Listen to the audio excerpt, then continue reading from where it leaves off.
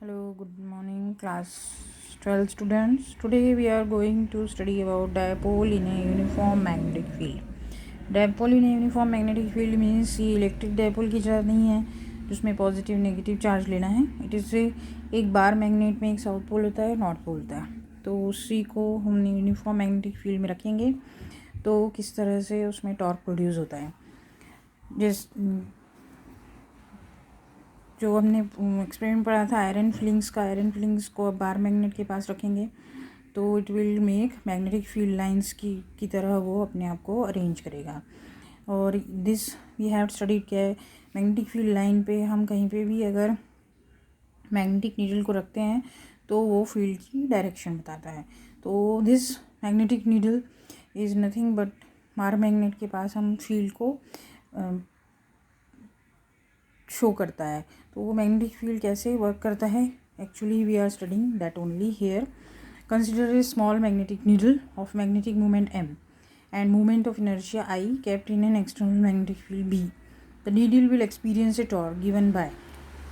Needle को हम किसी मैग्नेटिक फील्ड में रखेंगे तो क्या होगा, वहाँ पे जो मैग्नेटिक फील्ड है उसकी वजह से उसमें टॉर्क प्रोड्यूस होगा.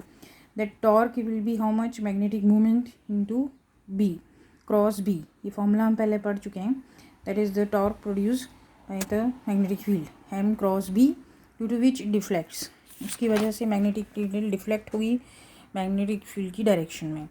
एंड इसको मॉड निकालेंगे तो mod of torque is M B sine theta, where theta is the angle between magnetic movement and B. ये हम पहले पढ़ चुके हैं. जब वो टॉर्क प्रोड्यूस होगा तो उसकी नीडल को स्टेबल करने के लिए रिस्टोरिंग टॉर्क प्रोड्यूस होगा. जिस तरह से गैल्वेनोमीटर में होता था करेक्ट रीडिंग लेने के लिए स्प्रिंग की वजह से एक रिस्टोरिंग टॉर्क प्रोड्यूस होता है, इसमें भी स्प्रिंग की वजह से एक रिस्टोरिंग टॉर्क डेवलप होगा.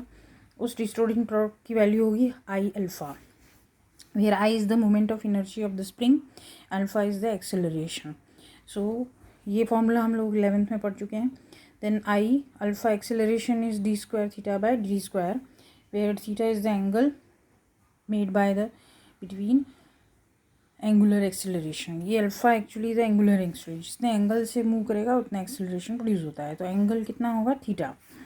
इन इक्विलिब्रियम में जो टॉर्क प्रोड्यूस हुआ है and that torque should be equal to the restoring torque, तभी वो आपको बैलेंस रीडिंग मिलेगी. So this I d square theta by d t square is equal to minus M B sine theta. Negative sine इसलिए लिया है क्योंकि इसका जो डायरेक्शन होगा वो उसके अपोजिट डायरेक्शन में होगा, तभी तो वो रिस्टोरिंग टॉर्क है. So for small values of theta, अब यहाँ पे अगर थीटा बहुत स्मॉल है, theta is very very small, then we can take it as sine theta की जगह हम थीटा लिख सकते हैं.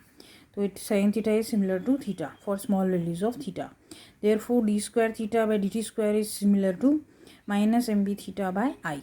This I will go this side. This represent से S H M simple harmonic motion की हमने इक्वेशन पढ़ी थी last year. That is d square x by d t square equal to minus omega square s. ये उसकी general equation होती है. इसको और इसको कंपेयर करेंगे तो सेम दिख रही है. यहाँ पे एक्स है, यहाँ पे थीटा, यहाँ पे एम बी थीटा है बाय आई, और थीटा इज़ द वेरिएबल. यहाँ पे एक्स, तो यहाँ पे एक्स, यहाँ पे थीटा, ये भी थीटा. इसको हटा देंगे तो omega square is equal to M B by I आता है. Equating two equations, omega square equal to M B by I. So omega equal to root of M B by I. Time period of oscillation हम निकालेंगे by of needle in external magnetic field. उसका time period कितना होगा needle का, तो T is equal to pi by omega. 2 pi omega की value put करेंगे तो it will be root of I by M B. इसमें से आप बी की वैल्यू भी निकाल सकते हैं. बी की वैल्यू किस तरह से निकालेंगे, टी स्क्वायर कर दीजिए दोनों तरफ स्क्वायर, तो हो जाएगा 4 पाई स्क्वायर इंटू आई, रूट और स्क्वायर हट जाएगा तो एम बी इस तरह से बचेगा. सो बी की वैल्यू कितनी हो जाएगी, बी इधर टी स्क्वायर नीचे ले आएंगे, बस सिर्फ 4 pi square I by M T square. This will be the value of magnetic field. So in this way you can calculate the magnetic field from here. This is the about dipole in a uniform magnetic field. Next we will study about magnetic potential energy. Magnet potential energy of a magnet is the work done by the magnet due to the reflecting torque when kept in an external field. External field में वो torque produce कर रहा है, तो कुछ काम कर रहा है जो मूव होने के लिए, वो काम करने के लिए उसके पास पोटेंशियल एनर्जी पहले से होगी, वो कितनी होती है, दैट इज़ ये denoted as UN equal to tau d theta. Integrate the tau d theta, जितना टॉर्क प्रोड्यूस हुआ है उसको पूरा थीटा में इंटीग्रेट करेंगे तो आपको टोटल पोटेंशियल एनर्जी कितनी है वो मिलेगी.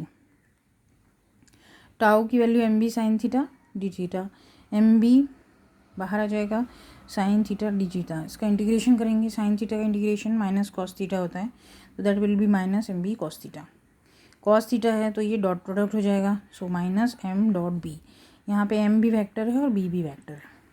पोटेंशियल एनर्जी मिनिमम कब होगी, जब थीटा 0 होगा. थीटा 0 होगा तो cos 0 इज़ 1, cos 0 इज़ 1, तो मिनिमम वैल्यू हो जाएगी minus MB.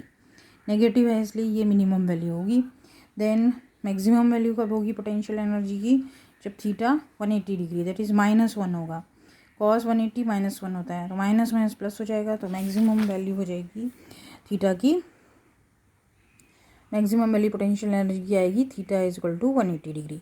This is the most unstable position.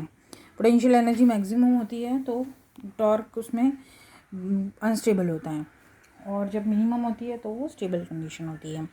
Next इसमें 90 डिग्री पे क्या होगा, अगर थीटा 90 है तो cos 90 कितना होता है 0, तो it will B value of potential energy is 0. That means angle between magnetic movement और बी के बीच में 90 डिग्री एंगल होगा. नीडल जो है वो एक्सिस के फील्ड के 90 डिग्री होगी, तो पोटेंशियल एनर्जी उस टाइम 0 आएगी.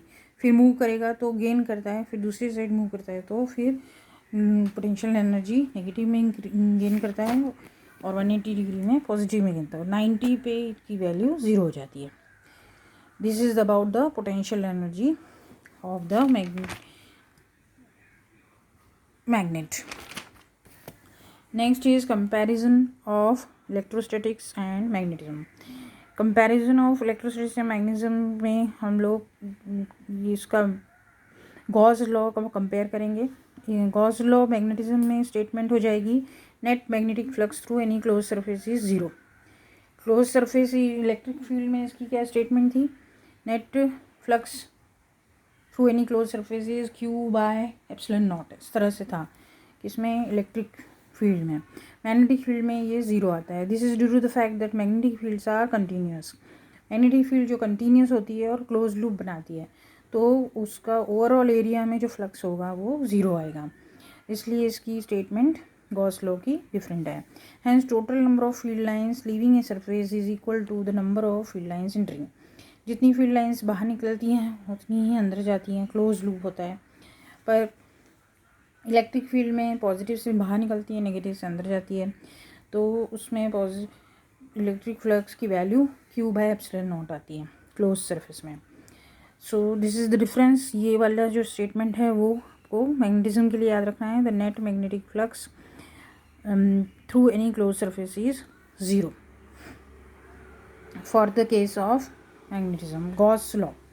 Consider a small vector area element delta S of a closed surface S. The magnetic flux through delta S is कितना होता है magnetic flux, delta B is equal B dot delta S. हमने ये जैसे एक कोई close surface लिया है, उसका एक एरिया एलिमेंट लिया डेल्टा S, छोटा सा एरिया उसको कंसिडर किया है, उसके अक्रॉस मैग्नेटिक फील्ड जा रही है, तो उसमें फ्लक्स कितना होगा B dot delta S. Where B is the field at delta S, we divide S into many small area. अब S जो एरिया है टोटल, उसको छोटे छोटे पार्ट्स में डिवाइड कर दिया and calculate the individual flux. सबका अलग अलग फ्लक्स निकालेंगे. Through each net flux will be summation of delta del B. जो डेल्टा S के थ्रू हमने फ्लक्स निकाला है उसी को हम इंटीग्रेट कर देंगे, समीशन कर देंगे, तो टोटल फ्लक्स निकलेगा. Total flux will be summation of B dot delta S, that will be 0. 0 इसलिए आता है कि जितना मैग्नेटिक फील्ड लाइंस अंदर जाती हैं उतनी बाहर निकलती हैं, इस तरह से. So total flux will B 0. What is the definition of magnetic flux? Magnetic flux is the total number of lines crossing per unit area. Per unit area में कितनी लाइंस क्रॉस हो रही हैं, that is called the magnetic flux. So in this way net flux will come 0. Okay, this much is there. Tomorrow we'll study Earth's magnetism. Thank you.